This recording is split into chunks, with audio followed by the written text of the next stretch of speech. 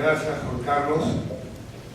Yo voy a concluir este evento con una exposición sobre la agenda comercial del presente y el futuro. Y para ello yo quisiera primero referirme a dos etapas de este proceso. Una primera etapa, en las épocas del 90, pasamos a la siguiente disciplina, por favor. En la época del 90, en el año 90, el país, la verdad, estaba en una de las peores situaciones económicas que ha podido estar en este país. Y a partir de la década del 90 se hace una primera serie de reformas y de acercamientos a niveles de aperturas interesantes para la región. Se hicieron reformas estructurales, se redujeron aranceles y tuvimos toda una década del 90 que, independientemente de los sucesos políticos, llevó un paso más adelante al Perú en su proceso de apertura. Pero durante esa época no hubo muchas negociaciones comerciales. Básicamente se dio un acuerdo en el año 97 con Chile, ya existía hace ese entonces 30 años en la comunidad andina, y es en el año 2000 donde se comienza a trabajar con fuerza la negociación de acuerdos comerciales internacionales. Por eso es que me gustaría dividir este proceso de apertura y de integración al mundo en estas dos grandes etapas. La época del 90, que fue fundamental para poder hacer lo que se hizo después en la década del 2000, que nos lleva a ese primer escenario que vemos el crecimiento de las exportaciones, ¿no? Del año 2000 al año 2012. En el año 2000 exportamos aproximadamente 7.000 millones de dólares, en el año 2012 exportamos 45.000 millones, hemos llegado en 2012 a exportar la cifra récord de 46.000 millones de dólares. Y en el camino con la crisis internacional que se fue afectada en el año 2009, donde las exportaciones cayeron significativamente, pero se recuperaron en 2010, y con una nueva pequeña desaceleración, pequeña o grande desaceleración este año, donde las exportaciones estarían cayendo aproximadamente en un 10%. Acá quisiera hacer un primer comentario que suele resultar injusto para aquellos exportadores no tradicionales, aquellos que dan valor agregado, los que dan más trabajo y los que están logrando beneficiarse de este proceso de apertura. Siempre se les disminuye somos un país exportador de minerales y no exportamos materias primas, etc. Lo importante acá es ver el crecimiento de las exportaciones no tradicionales. Independientemente de que los tradicionales crezcan, que los precios suban y mañana la participación de las no tradicionales, por más que están teniendo un buen desempeño, va a ser menor. Lo importante es cómo se están comportando las exportaciones no tradicionales, y han pasado estas de representar 2.000 millones en el año 2000 a representar más de 11 millones de dólares en el año 2012. Es decir, solamente en productos no tradicionales estamos exportando más de 25% de todo lo que exportaba el Perú en el año 2000. Pasemos a la siguiente, por favor. Y ahí está un poco cómo se reparte la torta de lo que compramos y vendemos. En el año 2012, nuestro principal destino de exportaciones fue China, le vendíamos el 17%. En el año 2000, cuando comenzábamos a hablar de los tratados de libre comercio y íbamos a lo que era en ese momento lo más inteligente, ir al primer socio comercial del Perú, Estados Unidos, que iba aproximadamente en la tercera parte de nuestras exportaciones, 73% iba a Estados Unidos. Ha pasado el tiempo, hemos diversificado mercados. En el año 2012 al país que más le vendemos es China, el 17%, y Estados Unidos ha pasado al 14%. Y esos dos países son también, pero de forma invertida, a los que les compramos más. Importamos 19% de Estados Unidos y 18% de Estados Unidos. Siguen siendo nuestros principales socios comerciales. Suiza aparece como un socio importante, pero debemos reconocer que básicamente lo que le vendemos a Suiza es oro. Está bien tener oro para vender, porque eso nos da riqueza y nos da recursos, pero digamos, los mercados ya están bastante diversificados, pero no lo suficiente. Cuando nosotros comenzamos este proceso en el año 2000 para abrir los mercados ya a través, no unilateralmente, sino a través de acuerdos comerciales, las encuestas no nos eran favorables. El 75% de los peruanos opinaba con mayor o menor información de que estaba mal negociar tratados de libre comercio, que íbamos a salir perjudicados, que éramos un país país chico, cómo íbamos a negociar con un país grande. Y se hizo un trabajo muy grande de explicar cuáles eran los objetivos y hemos avanzado en ese proceso y hemos llegado ahora a que algunas encuestas hablan inclusive de cerca del 80% de los entrevistados piensan estar a favor de los tratados de libre comercio. Es decir, los TPCs ya dejaron de ser esa materia que ocupaba primeras planas en todos los periódicos durante épocas o que hacían manifestaciones a través de las calles. Porque ya es una cosa que los peruanos las damos como un hecho porque ya percibimos los beneficios. Y en ese sentido hay que continuar con los procesos que tenemos pendientes que vamos a ver más adelante. Siguiente, por favor. ¿Qué es lo que hemos conseguido hasta la fecha? Tenemos 19 acuerdos comerciales vigentes y un arancel promedio de 2%, como mencionaba Roberto. Tenemos 3 niveles arancelarios, 11, 6 y 0. Más del 52% de los productos ya tienen arancel 0. Pero con la aplicación de estos acuerdos y las rebajas arancelarias, aproximadamente el arancel aplicable es 2%. Es decir, el arancel felizmente ya ha dejado de ser una medida de protección comercial. Pero todavía tenemos algunos sectores que mantienen aranceles y que están no solamente tratando de mantenerlos altos, sino que están tratando, felizmente fracasados hasta el momento, de regresar a una subida de aranceles para algunos sectores. Pero la verdad que somos una economía bastante abierta en los temas arancelarios y hemos avanzado algo en los temas no arancelarios también. Tenemos 2 acuerdos por entrar en vigencia, que es el de Guatemala y el de Alianza del Pacífico en su parte comercial. La negociación del acuerdo de la Alianza del Pacífico, que liberaliza el 92% del comercio, como lo contó ya Roberto, se trata solamente de la parte comercial. Ese 8% restante va a ser liberalizado, entiendo que hasta plazo de 17 años. Y es básicamente por dificultades en el comercio con México, porque con Chile y con Colombia ya tenemos libre comercio. Los productos colombianos y peruanos intercambian sin pagar aranceles, lo mismo con Chile. Entonces, ahí el tema es profundizar. El acuerdo arancelario con México nos ha servido porque ha mejorado el acuerdo bilateral, pero yo sí estaría de acuerdo y de ser posible, y si los mexicanos están dispuestos, a acelerar ese proceso de grabación. Pero ya es interesante que, a diferencia del acuerdo bilateral, donde había muchos productos excluidos, en el acuerdo que tenemos con la Alianza del Pacífico, el universo arancelario va a llegar a 0 en un determinado momento de la historia. El tiempo pasa más rápido de lo que a veces nos parece. Y tenemos 4 acuerdos en negociación. Está la ronda de Doha para el desarrollo, que lamentablemente, con las dificultades que significa tener a más de 150 países tratando de ponerse de acuerdo en una política comercial, de alguna manera está muy lento, muy paralizado. Tenemos el TPP, que es un acuerdo que luego de las instrucciones de los líderes en APEC que se juntaron, los jefes negociadores dieron la instrucción de tratar de terminar este año esta negociación, que vamos a entrar en un detalle, de 12 países, y en este momento ya están regresando algunos de los negociadores que han estado más de 10 días en la ciudad en el estado de Utah negociando para llegar a acercarse lo más posible al acuerdo. Y estamos negociando, está por entrar en vigencia, en terminar ya detalles acuerdos que ya se tenían avanzados con Honduras y El Salvador. Cuando yo digo que está entrar por vigencia la Alianza del Pacífico, no quiere decir que ahí se terminó la Alianza del Pacífico. La Alianza del Pacífico es un proceso vivo donde va más allá de los temas arancelarios, como vamos a ver en un momento. Síganme, por favor. Y ese es el panorama que tenemos en estos momentos. Tenemos el área amarilla, son acuerdos que están en estos momentos en vigencia. Como verán, tenemos casi toda América ya con tratados de libre comercio, unos más profundos que otros, pero vamos a llegar a tener arancel 0 y comercios sin aranceles con esos países. Tenemos la Unión Europea, tenemos el EFTA, y lo interesante es cómo hemos podido en tan poco tiempo acercarnos a tener estas relaciones tan estrechas comerciales con el Asia, con sus principales economías, con China, con Corea del Sur, con Japón, con Tailandia, con Singapur.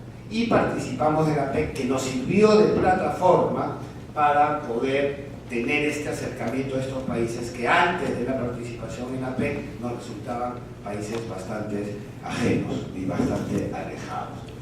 Entonces tenemos dentro de estos acuerdos lo que fue probablemente, en mi opinión, la segunda negociación más importante, más difícil que hemos tenido. La primera fue de Estados Unidos porque era la novedad, y la segunda fue la de China, que es nuestro principal destino de nuestras exportaciones. Yo quiero parar algún momento para insistir en que estas relaciones comerciales hay que cuidarlas, hay que mantenerlas y hay que promoverlas. Lo que comentaba Roberto hace un momento, que en pleno proceso electoral, Colombia tiene problemas con un grupo de agricultores y deciden, para solucionar en una mesa de diálogo por un producto del café, sentaron a todos los agricultores y decidieron y se aceptaron muy fácilmente por el medidas salvaguardas a dos productos, y es menor y no va a afectar a la economía peruana, pero los productores peruanos de cebolla, los productores peruanos de frijoles tienen todo el derecho de exportar a Colombia dentro de las reglas de juego que tenemos. Pero, a nuestro entender, eso ha sido algo que hiere la relación comercial, que Colombia, estoy seguro, va a saber compensar o levantar. Pero lo mismo estamos haciendo nosotros con China. En este momento tenemos un proceso de dumping, que se trata de una investigación de un producto que puede estar entrando a un precio menor del que se vende en su propio mercado. Hemos decidido que no se va a investigar el dumping ahora a partir de un producto, sino que se va a hacer una investigación de todo un sector de golpe. Porque si puede haber quizás en un producto, ¿por qué no hacemos todo el sector? Y eso viene teniendo ya hace más de un año y medio, el Interprocopy viene teniendo una investigación, desde mi punto de vista, bastante irregular, que está hiriendo fuertemente la relación bilateral con China.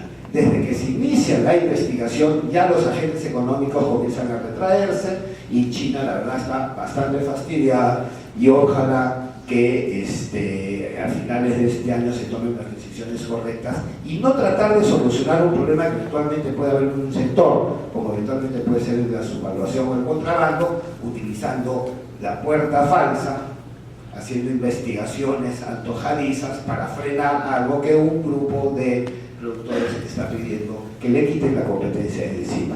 Si China se resiente por ese maltrato, todos nos resentimos cuando nos maltratan, esperemos que no sufran todos aquellos exportadores que durante años han hecho esfuerzos por llegar a este gran mercado y a venderles uvas, a venderles espárragos, a venderles paltas, a venderles potras, a venderles productos pesqueros. No dañemos nuestras relaciones comerciales con nuestros principales socios comerciales. En realidad con ningún socio comercial, pero menos con el que más nos compra.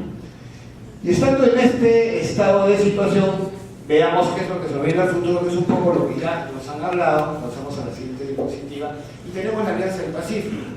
La Alianza del Pacífico, cuando se crea por iniciativa del presidente Alan García, en conversaciones con el Canciller, con el Ministerio de Comercio Exterior, con economistas, yo sé que Roberto estuvo participando en parte de este proceso, y se trataba de hacer balances y no dejar que cierta presión que ya iba avanzando de países que tienen otro modelo de desarrollo lograrse imponerlo. Antes de que existiera la Alianza del Pacífico, comienzan las conversaciones por el UNASUR. Y el UNASUR es este gran proyecto de una América del Sur unida, donde todos los países íbamos a estar tomando políticas públicas conjuntas y avanzar hacia adelante para volvernos el continente más desarrollado del mundo. Y se juntan todos estos líderes, es cierto, impulsado básicamente, liderado por Venezuela, pero seguido muy de cerca y apoyado y empujado por países que pertenecían al ALBA. Y en esas conversaciones, en ese momento me tocó a mí estar en el ministerio, se pactaron la agenda para meter ahí todos los temas en el UNASUR, es decir, toda la agenda comercial del Perú, que nos había costado tanto tiempo, meterla a que sea negociada nuevamente con los países de UNASUR, que muchos de ellos piensan distinto que nosotros de cómo se debe llegar a ser un país desarrollado. Se dio una gran batalla para evitar que los temas comerciales se vean en UNASUR. Y al final logramos que efectivamente UNASUR sea básicamente una entidad política que sigue sirviendo de poco, pues, desde mi punto de vista, pero en eso no importa mi opinión. Pero sacamos el tema comercial porque hubiera sido un desastre. Y ante esas amenazas y esas iniciativas que, como muchas veces tienen pues, ciertos funcionarios públicos internacionales que quieren tener la iniciativa que salga en primera plana, logramos consolidar un nuevo bloque que le haga un balance al ALBA, que le haga un balance al UNASUR y que tenga una promesa de crecimiento. Y por eso es que la Alianza del Pacífico se crea con Chile, Colombia y Perú, éramos los fijos en ese momento. Panamá era un país que estaba incluido en la primera escena. México inmediatamente se acercó para formar parte y se puso el requisito que para ser miembro de la Alianza del Pacífico teníamos que tener acuerdos de libre comercio entre los países miembros. Rápidamente México se encargó de terminar su acuerdo bilateral con el Perú para ser parte de la Alianza del Pacífico. Costa Rica no podía entrar, terminó ya los acuerdos y ya cumplió con todos los procesos y probablemente Costa Rica esté entrando a la Alianza del Pacífico en los próximos meses y nos parecería muy bien que así sea. Pero no solamente tenemos la Alianza del Pacífico con estos 4 países en este momento, sino que tenemos 21 miembros más que tienen por ahora la capacidad de observadores. Hay países como España, Australia, Nueva Zelanda. El mundo nos está mirando porque están viendo a un grupo de países que va directo, y si no metemos la pata y no nos equivocamos, directo al desarrollo. Y es por eso que la China nos mira y quiere saber qué está pasando. Y todos los países quieren saber qué se está negociando y hacia dónde vamos para ver qué tan involucrados están. Pero yo sí creo que es la alianza del futuro y es un bloque que se presenta como una alternativa a los bloques que ahora vemos de alguna manera decaídos, ¿no? Tenemos una población que es el 35% de la población de América Latina y el Caribe, el comercio representa más del 50% de lo que comerciamos en esta parte del mundo y somos países que tenemos un manejo económico responsable.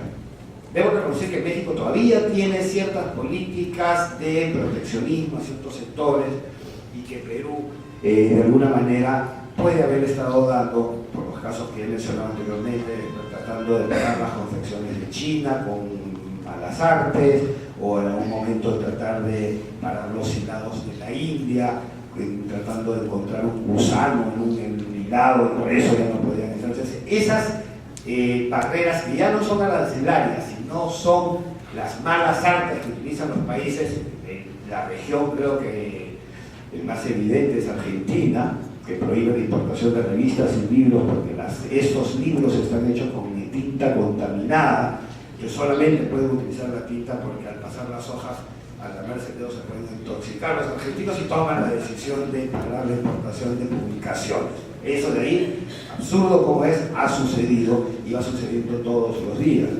Y las licencias previas y los permisos de autorización. Brasil también tiene un sistema, no tenemos aranceles con Brasil, todos nuestros productos entran al Brasil sin pagar aranceles. Traten de cruzar la frontera con productos peruanos.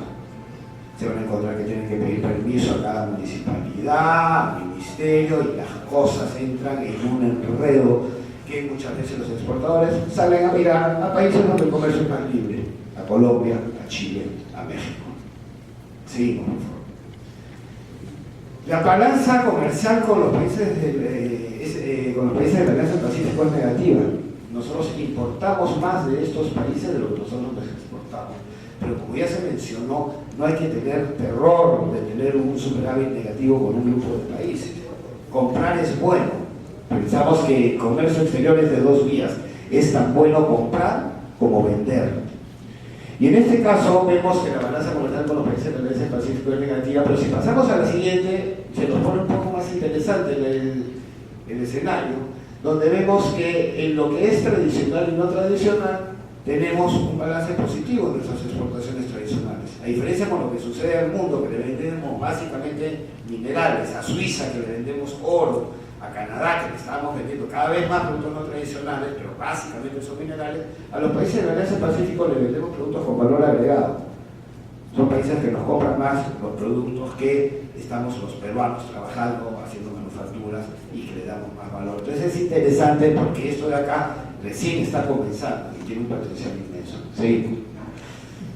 En el sector privado de la Alianza del Pacífico estamos jugando un papel bastante importante, se ha creado el Consejo Empresarial y como les decía, la Alianza del Pacífico no es una negociación que se termina con la negociación arancelaria, sino que está abarcando una serie de temas, la integración de las bolsas, como ya se mencionó, la eliminación de visas, y estamos trabajando desde el sector privado para tratar de impulsar y darle fuerza a estas negociaciones en una serie de proyectos. Por ejemplo, Chile está liderando los proyectos de integración financiera, homologación de normas tributarias, temas relacionados a compras públicas, acaban de introducir un tema relacionado a innovación. En Colombia, el Consejo Empresarial del capítulo colombiano está trabajando en lo que es en cooperación de educación. México está, y justamente México, que muchas veces utiliza normas técnicas para frenar productos, está concentrando su trabajo para homologar normas técnicas en alimentos, en medicamentos, en cosméticos, y debo decir que está avanzando bastante bien eso. Y en el Perú estamos concentrados nosotros en aportar desde el sector empresarial temas relacionados a la ventanilla única de comercio exterior. Queremos tener una ventanilla operativa para los 4 países. Queremos trabajar en lo que también ya mencionó Roberto sobre la acumulación de origen y encadenamientos productivos. La idea es que no solamente podamos acumular origen entre los 4 países para venderlos para nosotros, sino que podamos, y esto es una idea que viene Roberto promoviendo, es no solamente acumular origen para venderlos entre nosotros y no pagar aranceles, sino para ir a terceros mercados, a Estados Unidos, a la Unión Europea, y ya debe llegar el momento, o que llegue el momento en que podamos sentarnos como bloque a negociar tanto con Estados Unidos y la Unión Europea para trabajar estos temas de acumulación de origen. Estamos trabajando también en lo que es la competitividad logística. No solamente tenemos que mejorar nuestra infraestructura, sino tenemos que ver la interconexión entre nuestros países. El tiempo ya se me ha acabado, tengo que hacer muy rápido lo que nos queda. El TPP es el acuerdo que busca hacer la plataforma y el área de libre comercio de la PEC. En la PEC hay 21 economías, en este momento tenemos este acuerdo que nace con 4 países, con Chile, Brunei, Nueva Zelanda y Singapur, el P4. Y en trabajos en la PEC decíamos cómo logramos que el área de libre comercio comience a avanzar más rápido. Utilizamos esa plataforma en 2008 acá en Lima, hice una reunión de la PEC, nos incorporamos Perú, Australia, Vietnam y otro país que se me escapó, y Estados Unidos obviamente. Nos agregamos, ya éramos P8, y después se han incorporado México, Canadá, Malasia, Japón, importantísimo el ingreso de Japón, y los países siguen viendo también este proceso, ¿no? Este proceso sí, los países están haciendo el máximo esfuerzo para tratar de terminar la negociación en este año. El Perú es uno de los líderes. Desde el sector privado hemos creado en la PEC un grupo que se llama el ABAC para el TPP, donde reduce todas las reuniones de líderes, se reúnen los países TPP para presionar a los gobiernos para que esta negociación concluya a la brevedad posible, y en ese camino estamos. Siguiente, por favor. La balanza comercial con los países TPP sí es superavitaria para Perú. Seguimos. Y quería rápidamente revisar un poco los temas grandes, y no quiero entrar en las cosas pequeñas, sino los temas grandes en que debemos seguir en esta agenda pendiente, que es seguir con los acuerdos comerciales. Por más que ya se haya perdido, digamos, la primera plana de los diarios con los tratados de libre comercio, hay tratados pendientes y hay que hacerlos. En mi opinión, durante el último año y medio, la agenda comercial del Perú ha estado paralizada. La nueva ministra ha dado señales muy rápidas de reactivar esa agenda comercial. Está abriendo una oficina en Nueva Delhi, en la India, lo que me parece espectacular, para de ahí tener la negociación del TLC, que hace un año y medio el gobierno de las Indias nos pide sentarnos a negociar, y por alguna razón el Perú le decía que no. La ministra ya conversó con las Indias, esas negociaciones van a comenzar negociaciones, y vamos pasando rápido los países. Con la India, donde el intercambio comercial desde el 2009 ha venido creciendo en 171%, y es un mercado de más de 1.237 millones de habitantes que importan mucho del mundo, importan mucho alimento y tienen aranceles altos. Yo no entendería si importa mucho alimento por qué tener aranceles altos, pero los tienen. Si a mí me los baja, si a Perú se los baja, la posibilidad de abastecer de alimentos a un mercado tan importante es, la verdad, algo que no se debe de desperdiciar. Y seguimos con otros mercados que creemos que van a comenzarse pronto. La ministra ya lo ha anunciado, es un acuerdo comercial con Rusia. Seguimos con Turquía, seguimos con Indonesia, seguimos con Israel, Marruecos está interesado, y los países árabes, que son un mercado muy grande. Hay países como Qatar, Emiratos Árabes, su PBI por cápita es más de $45.000. Entonces, en el mundo árabe hay mucho y unos más libres que otros, pero hay mercados importantes que están mirando a esta parte del mundo y los están invitando a negociar con ellos. Yo voy a seguir avanzando rápidamente con la agenda pendiente. Tenemos que, o sea, primero era seguir con la agenda comercial y no paralizarla y darla por acabada, sino que tenemos que terminar con, tenemos que seguir, mejorar nuestra infraestructura, ¿no? Hay ciertas, ya no quiero hablar solamente de aquellas obras, esas inversiones que están paralizadas, en temas energéticos, mineros, hidrocarburos, sino en los procesos que están paralizados y que no se logran destrabar y que tienen que ver con la conectividad, que tienen que ver con la logística portuaria. Tenemos que tomar decisiones, o sea, ponerle parches a la gambeta para que se vayan los huecos de la gambeta no va a solucionar absolutamente nada. Si vamos a crecer como estamos creciendo, eso no va a funcionar. Entonces, no solamente tenemos que mejorar Sanaverde, mejorar Pisco, sino el acceso a la gran área portuaria que se debe convertir en Callao, juntando puerto con aeropuerto, de ser un área logístico impresionante con una entrada única. Eso hay que hacerlo, pero no vemos que se esté llevando a cabo a la velocidad que se necesita. Hay una brecha de infraestructura inmensa que tiene que ser en transporte, en carreteras, en ferrocarriles. Pasamos a la siguiente. Nosotros pensamos que el crecimiento que tiene el Perú en estos últimos años nos hace que tengamos instituciones que merezcan ese crecimiento.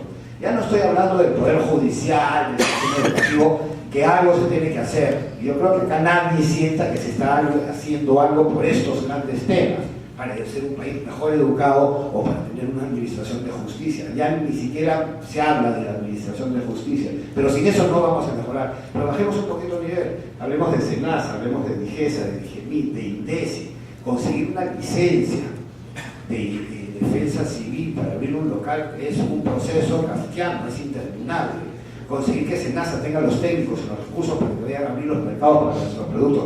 Tenemos que invertir. Estas instituciones están haciendo lo mejor que pueden con los presupuestos que tienen, pero a estas alturas del partido tenemos que tener las inversiones y las instituciones y ponerle la atención para que estas instituciones se comporten como instituciones del siglo XXI, que vayan a la altura del crecimiento exportador y le den a los agentes económicos, a los importadores y los exportadores, el servicio que se merecen. Pero vamos creciendo, exportando, importando, y estas instituciones siguen con sus presupuestos pequeños, con sus técnicos en pocas cantidades. Algo hay que hacer y hay que ponerle atención a eso, porque por más que crezcamos, ese va a ser un cuello de botella importante.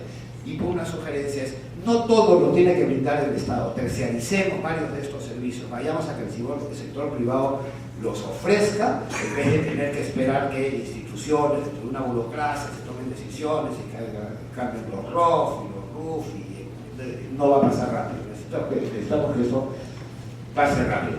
Y ya para terminar, estamos promoviendo el mercado de cabotaje. El Congreso tiene dos iniciativas. Creemos que la mejor carretera para comprar nuestros productos es el mar, que no se congestiona, y tenemos que mejorar las condiciones en el doing business, que hemos caído 6 años en comercio transfronterizo. No es que hayamos caído porque hemos empeorado muchas cosas. En lo único que hemos empeorado son los costos de importación. Lo que pasa es que otros países sí están haciendo reformas y nos están superando. Entonces hemos caído 6 puntos, no tanto porque estamos haciendo las cosas mal, sino que estamos igualito que el año pasado. Y en ese año otros países han hecho más cosas y nos han superado. Seguimos. Y tenemos que promover las oficinas comerciales, porque como bien ya se habló, yo creo que es una excelente idea de que se esté potenciando y que ya los concursos estén saliendo con una mucho mayor velocidad. Y tenemos los famosos para los empresarios, famosos por lo menos los temas laborales y el régimen tributario. Cada vez es más difícil, más oneroso contratar gente. Muchos deciden tenerlos, por más que son empresas formales, tener empleados en la informalidad, porque cada vez no solamente es más costoso, sino el acoso de la supervisión laboral y de la supervisión tributaria es cada vez más oneroso para las empresas. Entonces acá hay que tener calma, tener un régimen laboral y tributario predecible, que sepa cuáles son las fallas y cuáles son las sanciones, y no tener inspectores que interpretan absolutamente todo como mejor les pueda parecer para llegar a las metas de recaudación o a las metas de observaciones laborales. Eso me parece un sistema bastante perverso, premiar a los inspectores por llegar a metas de acotaciones tributarias. Y con eso voy a dejar un poco la presentación de hoy. Agradezco la paciencia que han tenido esta mañana, agradezco su presencia y los esperamos para el próximo foro de COFEX Perú. Muchas gracias.